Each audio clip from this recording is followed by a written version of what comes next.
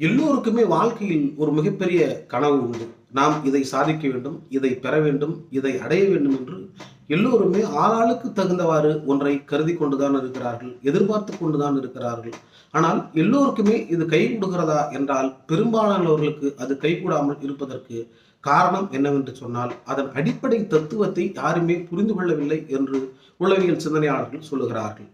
நீ இதற்கு என்ன சொல்லுகிறார்கள் என்றால், நீங்கள் நீளம் தாண்டுதல் தத்துவத்தை புரிந்து கொள்ள வேண்டும் என்று சொல்லுகிறார்கள்.